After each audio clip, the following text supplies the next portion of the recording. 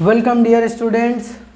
Today we will talk about Science of class 10th, chapter 10, light, reflection and refraction.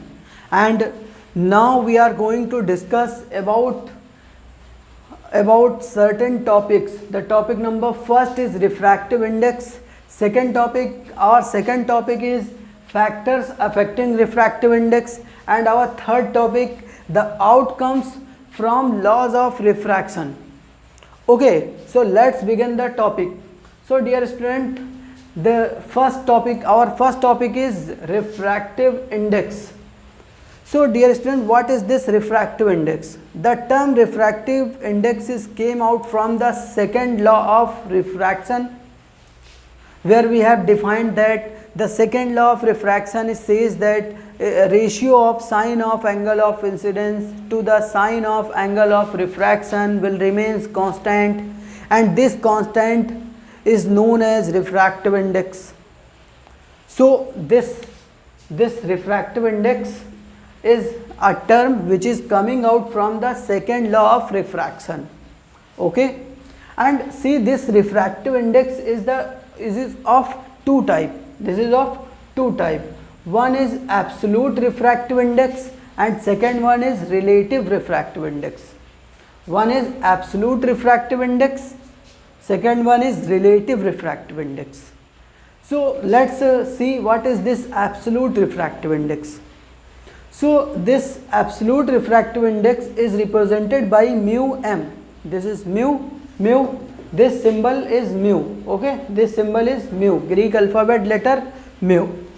So this mu m is the refractive index of a medium m. Refractive index of a medium m is the ratio of speed of light in space to the speed of light in that medium.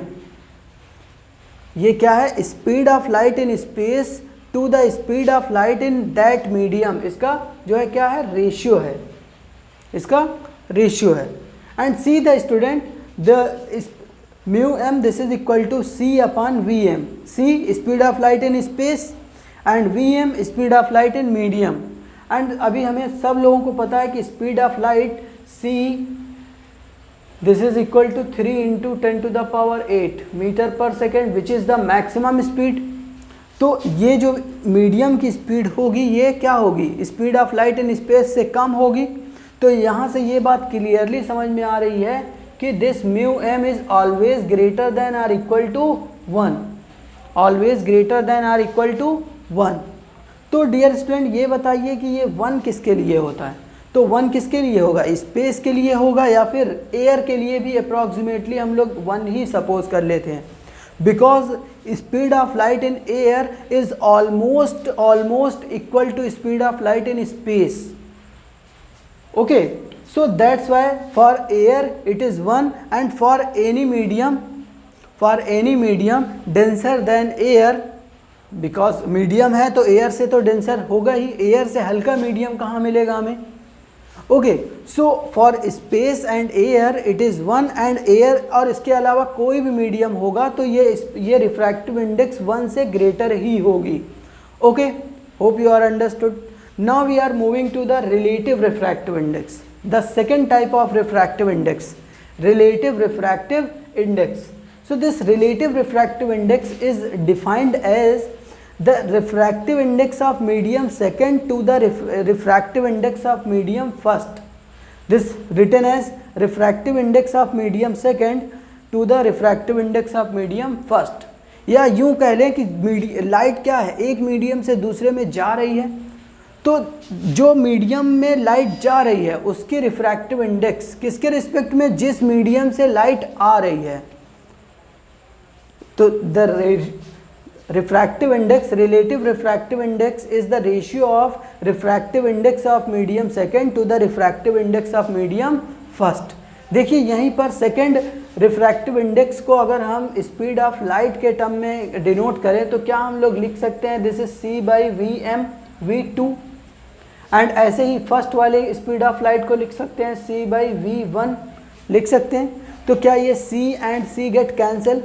So we can write this V1 upon V2 means The relative refractive index is nothing, is the ratio of speed of light in medium first divided by speed of light in medium second.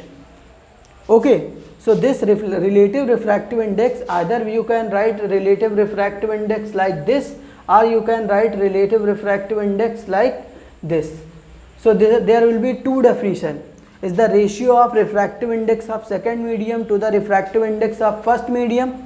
Our second definition, from here you can say that relative refractive index of medium second with respect to first will be the ratio of speed of light in medium first to the speed of light in medium second. Hope you are very understood about this. What is this refractive index and how we can classify this refractive index and what are their types. One more important thing is that what is the SI unit of this refractive index? What is this SI unit of this refractive index? Is there any unit to measure this refractive index? See, this refractive index is a ratio. Refractive index is a ratio, so it has no unit. It has no unit. इसकी कोई ना तो SI unit है ना कोई भी unit नहीं है. Why? Because it is a ratio, और रेशियो बिटवीन सेम क्वांटिटीज़ में होता है. रेशियो जो है सेम क्वांटिटीज़ के बीच में रेशियो होता है, तो इसलिए यहाँ पर इसकी कोई यूनिट नहीं है. Okay, now we are moving to the next topic, factors affecting refractive index. See dear student, this refractive index is the property of nature of material, कि हमारा मीडियम जो है, मीडियम के मटेरियल का क्या नेचर है, मीडियम कैसा है. ओके, तो उस पर डिपेंड करती है. देखिए वन बाय वन डिस्कस करते हैं.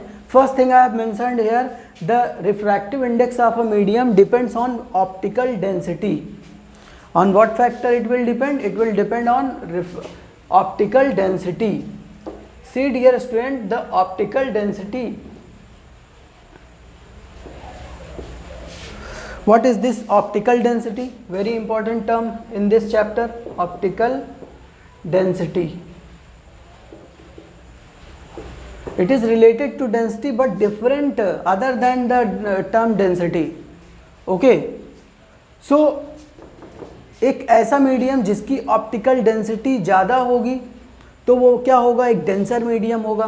एक ऐसा मीडियम जिसकी ऑप्टिकल डेंसिटी कम होगी, उसका वो मीडियम कैसा होगा, रेयर होगा. एंड उसका refractive, for denser medium refractive index is more and for rarer medium refractive index is less. Okay, so for denser medium on increasing optical density refractive index increases. Okay, and second thing, wavelength of light or color of light. See the red, everyone know that this white light is made up of 7 color and each color have its own frequency and its own wavelength. So basically color, different color of light के लिए refractive index different होती है. And see dear student, this refractive index decide that how much light will bend from its original path.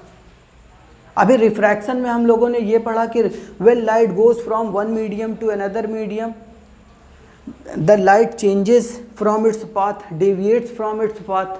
अब ये light किस तरफ deviate होगी, कितना डेविएट होगी, तो अभी ये किस तरफ डेविएट होगी, ये outcomes of law of refraction से हम लोग देखेंगे कि ये लाइट किस तरफ डेविएट होगी. लेकिन लाइट कितना डेविएट होगी, it will be decided by this factor, refractive index. If you are having the more the refractive index, then more will be the deviation, and if refractive index is less, then less will be the deviation. So okay, on increasing optical density, refractive index of the medium increases. Okay, and see this, ये जो है density से थोड़ा different term है.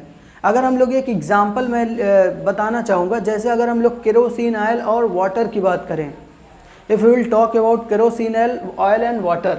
अभी हमारे पास दो चीज़ें, एक तो क्या है, वाटर है हमारे पास, क्या है, वाटर, एंड दूसरा क्या है, केरोसिन ऑयल. केरोसिन ऑयल, तो देखिए वाटर कि ऑप्टिकल डेंसिटी, अगर नॉर्मल डेंसिटी की बात करें, अगर हम डेंसिटी की बात करें, नॉर्मली डेंसिटी की, जो कि क्या होता है मास पर यूनिट वॉल्यूम, तो मास पर यूनिट वॉल्यूम की बात करें तो वाटर की ज़्यादा है और केरोसिन ऑयल की कम है, इसकी जो है ज़्यादा होती है और इसकी क्या होती है, कम होती है डेंसिटी। ओके, लेकिन अगर ऑप्टिकल डेंसिटी की बात करें, ऑप्टिकल डेंसिटी तो इसकी कम होती है और इसकी ऑप्टिकल डेंसिटी ज़्यादा होती है। मीन्स लाइट सेंसिटिव मटेरियल की डेंसिटी कितना है उस पर डिपेंड करती है ये ऑप्टिकल डेंसिटी। मीन्स ये एग्जैक्टली है तो वही कि मास पर यूनिट वॉल्यूम, लेकिन the sensitive material related to light को अफेक्ट करने वाले मटेरियल की डेंसिटी का मेज़र है ये ऑप्टिकल डेंसिटी। यहाँ से होप ये डिफरेंस आपको, एक छोटी सी जो बाउंड्री है, डिफरेंस है डेंसिटी एंड ऑप्टिकल डेंसिटी में, वो समझ में आ रहा होगा। देखिए डेंसिटी की बात कर रहे हैं तो वाटर की डेंसिटी ज़्यादा है, ऑयल की डेंसिटी कम होती है, लेकिन अगर ऑप्टिकल डेंसिटी की बात करें तो ऑप्टिकल डेंसिटी वाटर की कम होती है और केरोसिन ऑयल की ज़्यादा है। ओके, क्यों? क्योंकि देखिए इसमें ट्रांसपेरेंसी ज़्यादा होती है, तो more the transparency more the less the optical density and less the transparency more the optical density. Hope you are understood. तो डिफरेंट कलर ऑफ वेवलेंथ के लिए रिफ्रैक्टिव इंडेक्स डिफरेंट होती है। And second third thing, nature of medium का क्या nature है उस पर भी डिपेंड करता है कि हमारा रिफ्रैक्टिव इंडेक्स कितना होगा। तो बेसिकली रिफ्रैक्टिव इंडेक्स 3 फैक्टर्स पर डिपेंड करता है। One is optical density of medium, nature of medium and third one is colour and wavelength of the light. Hope you are very understood. Now we are moving to the third topic, and which is very important, the outcomes from the laws of refraction. See, the laws of refraction tells us that when light goes from point number first in this topic, point number first, when light goes from denser medium, rarer medium to denser medium. Suppose ये एक बताया जा रहा है कि अगर ये कोई रेयरर मीडियम है, रेयरर मीडियम, और ये क्या है, डेंसर मीडियम, तो अब ये नॉर्मल है। सपोज ये लाइट ऐसे आ रही है यहाँ पर। अब देखिए लाइट यहाँ पे क्या है कि लाइट रेयर से डेंसर में जा रही है। तो when light goes from rare medium to denser medium, it deviates towards the normal, it bend towards the normal. अभी देखिए लाइट को जाना चाहिए कैसे, ऐसे, लेकिन लाइट ऐसे नहीं जाएगी बल्कि नॉर्मल की तरफ बेंड हो जाएगी, नॉर्मल की तरफ बेंड हो जाएगी।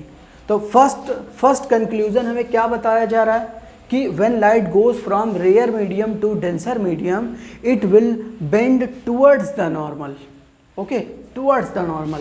एंड सेकेंड थिंग, अगर यहीं इसी का अपोजिट देखें, यहाँ पर ये ऐसे, सपोज ये नॉर्मल है, अब ये लाइट रे क्या है कि ऐसे इंसिडेंट हो रही है, ऐसे इंसिडेंट हो रही है, मींस ये लाइट रे डेंसर से रेयर जा रही है। तो अब लाइट रे को एक्चुअली जाना चाहिए ऐसे, लेकिन ये away to the normal bend हो जाएगी। तो when light ray go from denser medium to rarer medium, let me draw another diagram for it and then you will understand very easily. So let's see, this is the diagram, this is the normal, this is the denser medium and this is the rarer medium. Light ray coming like this, तो ये light रे जाना ऐसे चाहेगी, लेकिन अभी क्या है कि ये डेंसर से रेयर जा रही है, तो it will bend away to the normal, it will bend away to the normal. तो यहाँ पे बिल्कुल क्लियर ये बात है कि जब लाइट रे रेयर से डेंसर जाएगी तो ये नॉर्मल की तरफ बेंड होगी, और अगर जब लाइट रे डेंसर से रेयर जाएगी तो it will away to the normal bend होगी। Okay, and third point, when light ray will come along the normal, जब लाइट रे नॉर्मल के अलोंग आएगी तो इट विल नॉट डेविएट, मतलब इसका रिफ्रैक्शन नहीं होगा, इसका डेविएशन नहीं होगा, it will pass through undeviated. तो when light ray coming along the normal, it will go undeviated. Hope you are understood these outcome from the refraction of laws of refraction. Okay, and how much this light will bend, it will depend on the refractive index. More the refractive index, more the bending of light ray.